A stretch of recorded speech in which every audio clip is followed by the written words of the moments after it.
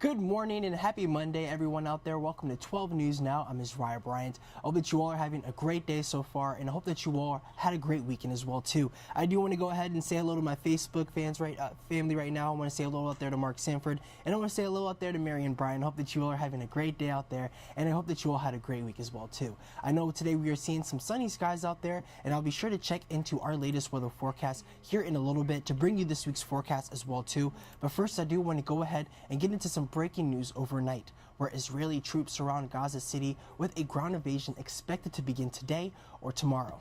It comes as communications are slowly restored after the northern part of the besieged territory was cut off for several hours. As the war rages on, we can also expect even more casualties. The month-old war has already killed more than 9,700 Palestinians. This weekend alone, dozens were killed and many more injured in a blast at a crowded refugee camp in central Gaza. One doctor says more than 30 people were killed, mostly women and children, and the Israeli military has not commented on whether it was targeting the area. Meantime, as the war in the Middle East rages onward, some Arab leaders are calling for a ceasefire between Israel and Hamas. The United States is advocating humanitarian pauses to allow to enter the ravaged areas. John Lawrence reports. The Israeli attacks on Gaza have claimed more than 9,700 lives over the past few weeks, according to the Palestinian Ministry of Health. We turned on the torch, and my siblings were alive, but I did not find my father. I finally found him next to me. I moved him. I moved his hands. I moved his face. He did not respond. The war between Israel and Hamas started last month after a Hamas attack killed around 1,400 Israelis. Hamas needs to be eliminated. Hamas, working with Iran, has been plotting and planning for months, if not over a year, to invade Israel, and Israel has a right to defend themselves.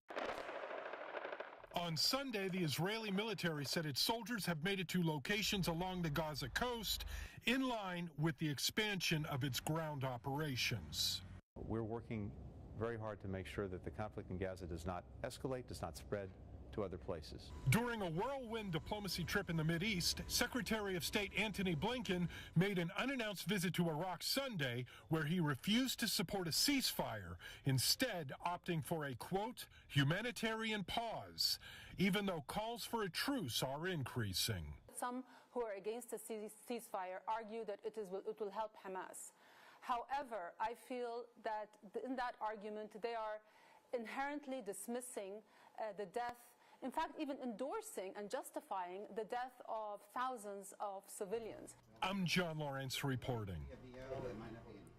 And Richmond school leaders will meet tonight to talk about a variety of different topics impacting your kids.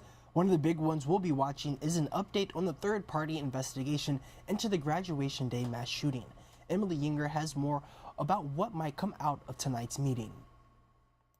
Well, it was just last month that the school board chose Sands Anderson Law Firm as the agency to conduct this third-party investigation. Those findings are expected to be released tonight in a closed session to school board members. The investigation was slated to cost around $20,000 and take around 50 hours to complete.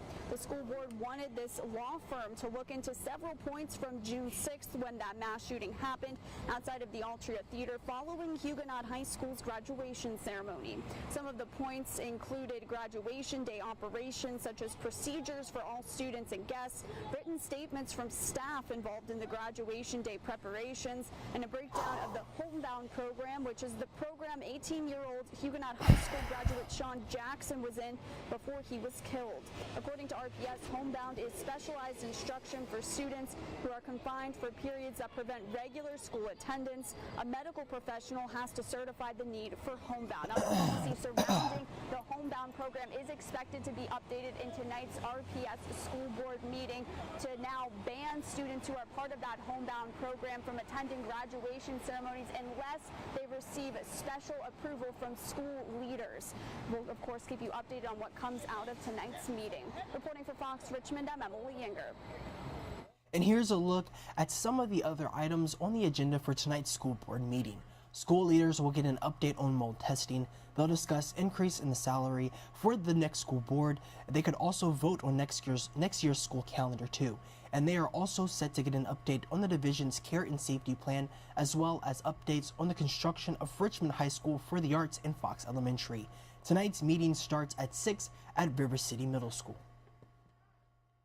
And Richmond City Council will hold a special meeting today to go over a number of things, including plans to open a permanent inclement weather shelter.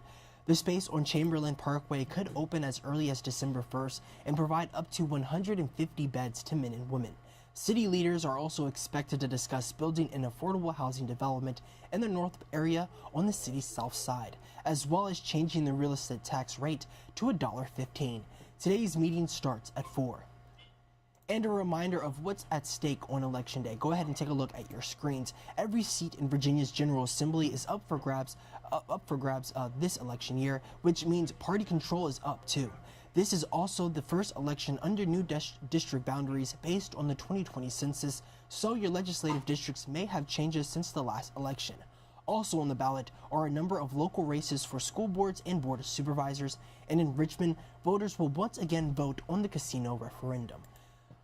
Well, alrighty, Election Day is tomorrow, so I know it is going to be a busy day for us over here and also around the whole Central Virginia area. But that pretty much concludes all the news that you all need to know this morning. Thank you all so much for joining me. Before we head out there, let's go ahead and take a look at a current weather forecast. Right now, we're looking at Mayberry Elementary School over in Henrico. As you can see, we're seeing some beautiful skies out there today. I do want to go ahead and take a look at our other weather map as well, too, just so we could see what our other areas are looking like this Monday morning.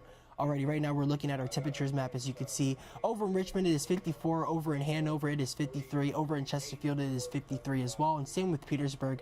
We're seeing mostly sunny skies today. Highs are going to be in the near 70s, and it is going to be warm for November over the next 4 days. I'm very happy for that, but our next best chance for rain arrives Friday. I do want to go ahead and load in our tower cam too, just so we could see what our beautiful city is looking like this Monday morning. It is beautiful out there. As you can see, no clouds are in sight as of right now, and we are seeing some sunny skies. Tomorrow we're seeing some mostly sunny skies. It is going to be warm. Lows are going to be in the near 50s, and highs are going to be in the mid and upper 70s as well. So definitely make sure you download our NBC 12 First Alert weather app. That way you can stay up to date with any new or unexpected weather conditions coming into your area. And also be sure to join us coming up at 11 for 12 news before noon. We'll have some more news and weather in those shows as well. But I do want to thank you all again for joining me. Be sure to join me back here at 1 p.m. today. I have some more news to get your afternoon started. I want to say hello to all my viewers in my Instagram live stream. I want to say hello to Bulldog 1000. Thank you for joining me. I want to say hello out there to Angie Engel out there,